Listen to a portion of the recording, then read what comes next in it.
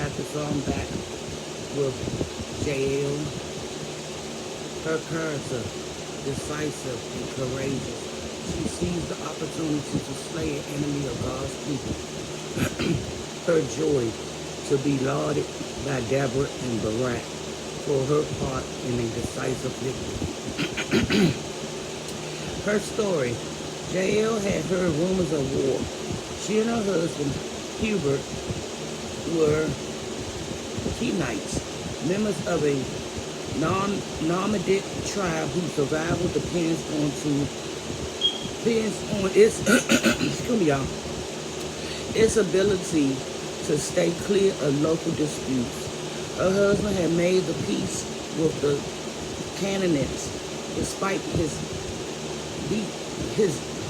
descent from Harbor, Moses' brother-in-law. The ancient ties no longer seemed expedient. However, considering the power of the Canaanites ruler, Jael watched uneasily through the flaps of her tent as clouds swept the blue from the sky and rain fell like a giant shroud covering the horizon. Some of y'all. Sierra, she knew, had marched to Tabor, but what good were irons in a flooded valley, she wondered. Yet the Israel were poorly armed with little chance of prevailing. Still, she remembered the stories of Moses and the people he had led across the wilderness. Had their gods been asleep these many years?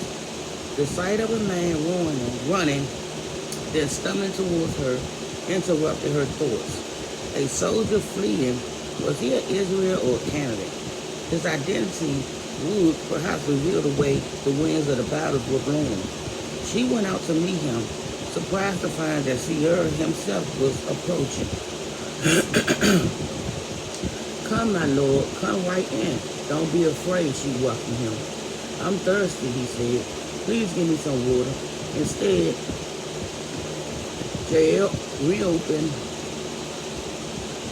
Jael opened a skin of milk, gave him a drink, and covered him.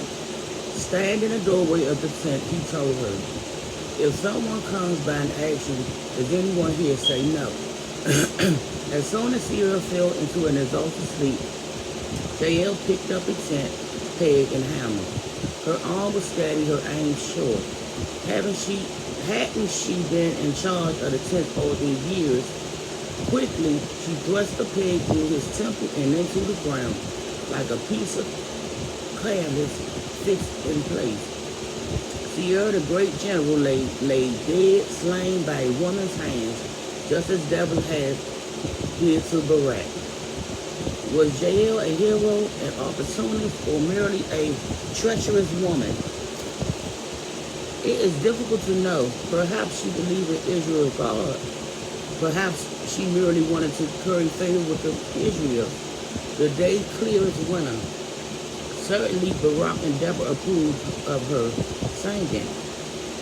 Most blessed of woman be Jael, the wife of Hubert the Kenite. Most blessed of the tent dwelling women. He asked for water and she gave him milk. In a bowl fit for noble, she brought him curd milk. Her hands reached for the tent peg, her right hand for the workman hammer. She struck Sierra, she crushed his head. She shattered and pierced his temple. At her feet he sank.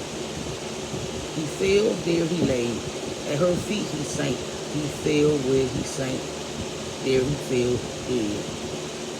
Jael treasury and Deborah's gloating strike us as bloodthirsty. All the more so because we don't usually attribute such behavior to women. But by the standards of ancient warfare, both were heroes. Both were decisive and courageous women who helped God's people at a critical moment in history. That was difficult, y'all. But I'll be back with the next woman of the Bible. I'm Mariachi.